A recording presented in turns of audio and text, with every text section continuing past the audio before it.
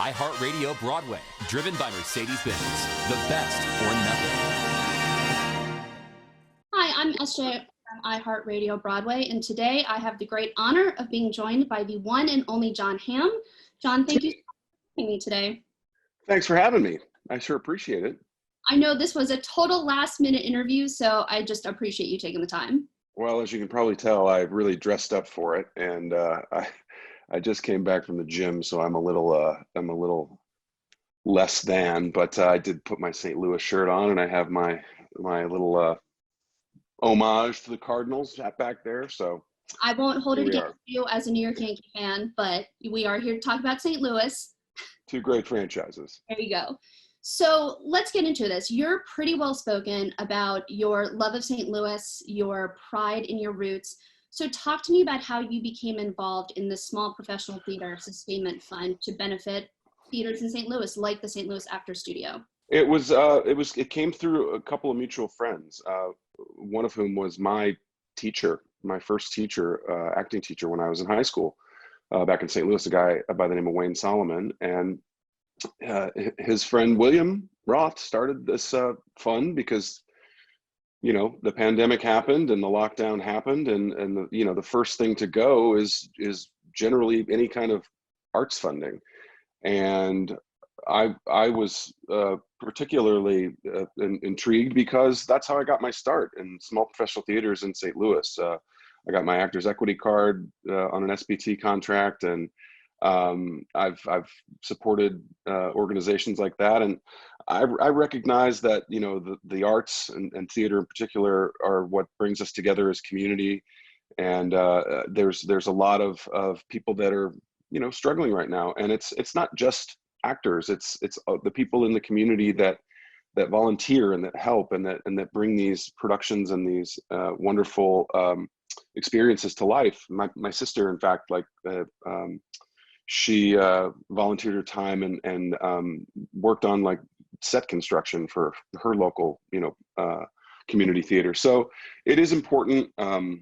It's meant the world to me, and I'm happy to be able to raise some money for St. Louis, and if we can raise enough money, we'd like to expand this into other cities and other places that need the help as well. It's just important, We like to talk about the trickle-down effect also with arts, that if you have a night out at the theater, you're also going out to dinner, you are getting a babysitter. So it's not just really supporting theater, you're also supporting your local economy in your communities as well.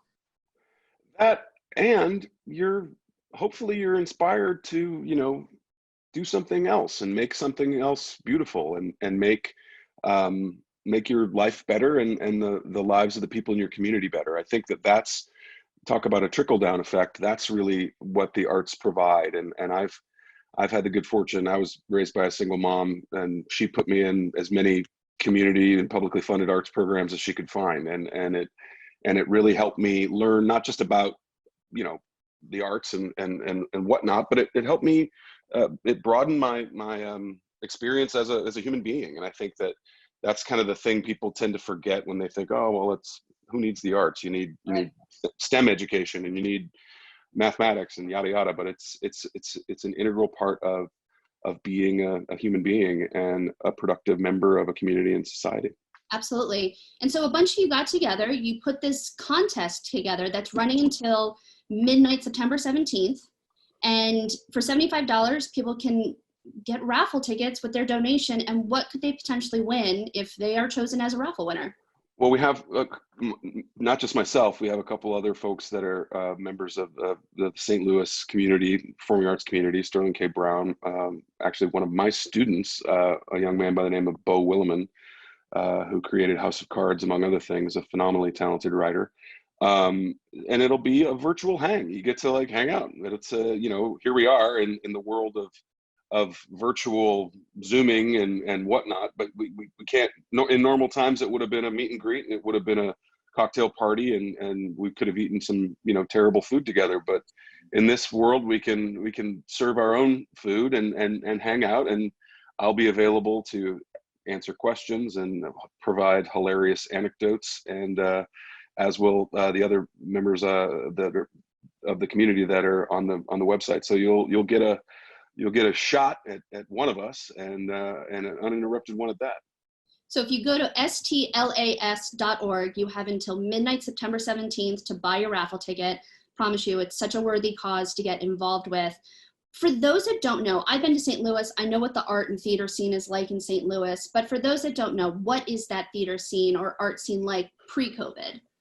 Well, we've got one of the biggest regional theaters in the country, in the Muni. It's a beautiful outdoor venue that was built in the early 20th century that is still going today, not right now, but they put on performing road shows, big touring productions and whatnot. But there's also a really thriving small theater contingent that provides, like I said, provides experience and a foundation for people to explore the performing arts. And my friend Wayne and my friend William are both pillars of that community and have been in it for 40 some odd years. And I'm living proof. Like, you never know what happens when you audition for a small theater production. Even in a little town like St. Louis, great things can happen. So it's like I said, it's providing the funds necessary to make sure that community doesn't disappear. And I will say, as a fan of the Muni, when the Muni reopens, I urge everyone to go to the Muni. It is literally one of the most beautiful theater experiences you'd ever want to be a part of. It is fun. It is warm in the summertime, I will say that, but it is a beautiful experience. I remember being a little kid and seeing, I think it was like Jesus Christ Superstar or something when I was a really little kid.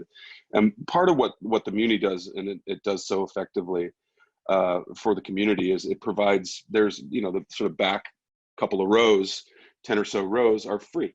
And you can just go, they're not the greatest seats, but it's a pretty beautiful experience and a great evening, and can't beat free. So that's again what we're trying to save in not just St. Louis. I know there are venues like that around the country. So what we hope is that this will spark some kind of conversation, and again, through our incredible generosity of companies like Mercedes-Benz, who I've had a relationship now going on a decade as the voice of the brand in North America.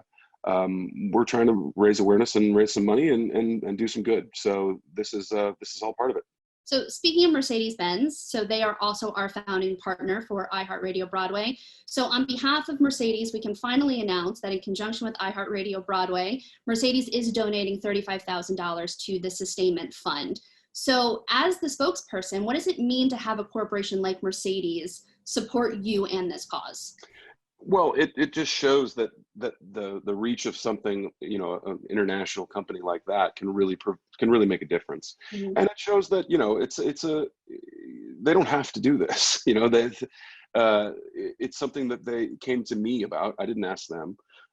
And they said, we want to help. And, I think that corporations get a bad rap sometimes for various reasons, but when they wield their power for good, it can be a game changer, and that's exactly what this has been. So again, go to stlas.org, buy your raffle tickets before midnight on the 17th. Jon, I would absolutely be remiss if I didn't ask you a couple more questions about some projects you have going on. Okay. First is Fletch. Was just announced that there's going to be a remake of Fletch. So my question is, what's the nerve factor for you with doing a project like this that is so iconic and kind of a cult classic movie? Well, we were obviously very aware that movie holds a pretty significant place in a lot of people's hearts, and so because of that, we're not remaking the film. It's very much going to be kind of a reboot of the character. And Gregory McDonald wrote something like 11 novels that featured the character of Fletch in them. So there's a lot of stories to be told, and what we're trying to do is kind of, in the most pure sense of it, reboot it. And take a lot of the humor and intelligence and go a different way. I'm not going to do a Chevy Chase impression. That there's already a perfectly good Chevy Chase out there, and I would never want to step on those toes. I love the film. I think it's a phenomenal movie, and there's a reason that a movie from 1985 still resonates as deeply as it does. I just watched it the other night, made me laugh. But we're going to try to bring a different spin, and we've got Greg Mottola directing, who's a friend of mine and an excellent comedy director, and a wonderful writer named Zev Barrow, who's adapting one of the other novels. So we're going to tell a different story with a different spin, but hopefully it will remind people of why they liked Fletch so much. I'm so excited for it. I'm so ready. So my other question is Top Gun Maverick. I watched your interview today on the Today Show. You mentioned that you got to see a cut of the film. Is it everything Top Gun fans want in a sequel that has been years in the making? It is absolutely that. I walked out of it and unfortunately, here we are in a pandemic. I couldn't fist bump anybody, but I really wanted to. It's so exciting, and it's exactly the movie that you think it's going to be. Tom is phenomenal in it and steps right back into that those aviators like he never took them off. I mean, it's a great movie. It's an adrenaline shot. The aerobatics in it are unreal, and they're all real. I mean, I shouldn't say unreal. They're unbelievable, but they're all real. The amount of talent on that screen is phenomenal, and the story's great. I mean, it very much balances the amount of nostalgia that you want from the first one with the continuation of the story of Maverick and Goose and Iceman and everybody who we know and love. Now, who do you play in the movie? I play kind of the boss, so I get to tell Maverick that he's misbehaving. Fair enough.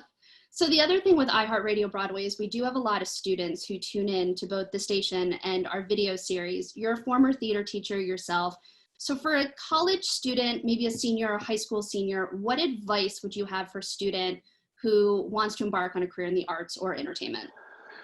You know, I've said this to many of my students, and I've been told it myself, and I've always remembered it. It's just don't be afraid to fail. You know, you're gonna run into a lot of seemingly insurmountable things. The only way you get better is by failing, and then failing better the next time. Nobody bats 1,000 in this industry. Remember why you wanted to do it. And, you know, look, when I came up to LA in 1995, the world was very different.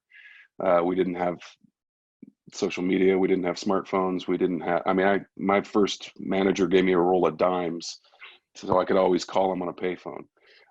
So it's a significantly different world, and I'm not very well versed in social media at all. So I don't know how, I wouldn't know the first thing than telling people how to navigate that. It seems like it's got its own pluses and minuses, to say the least. But I do know that if you maintain your sense of pride in your work and remember the reasons that you got into it in the first place, and experience the joy that it gives you and gives others, that you can really excel.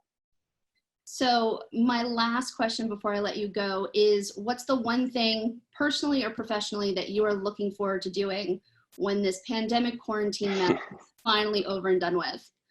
I'll be honest with you. I want to go out to dinner and then go see a show. That's pretty much what I would love to do. I've got enough friends and folks in the business that I know, and I know a lot of people are struggling. It's part of why we're doing what we're doing.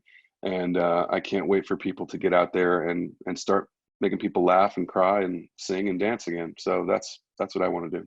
Well, I just want to thank you so much for helping support. I know it's a St. Louis-based Sustainment fund, but still helping to build sustainment for arts and culture in the United States right now is so vastly important when we try and get things back up and running.